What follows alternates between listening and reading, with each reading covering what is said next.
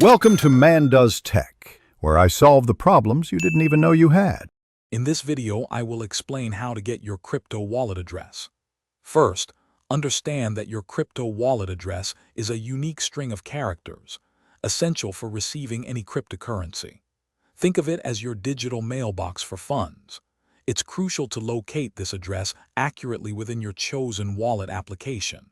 We'll cover the common steps involved, ensuring you can confidently find and share your address for transactions. For exchange-based wallets, the process is straightforward.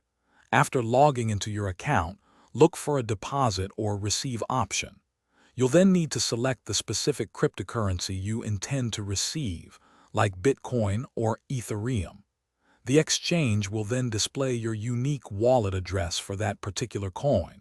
Be sure to copy it precisely to avoid any errors when sharing it. If you're using a software wallet on your phone or computer, or a hardware wallet, the steps are similar. Open your application or connect your device and unlock it. Then, find the Receive or My Address section for the cryptocurrency you want to get. Your public address will be clearly shown, often with a QR code. Always verify the address on your device screen before confirming any transaction. Security is paramount when dealing with crypto addresses.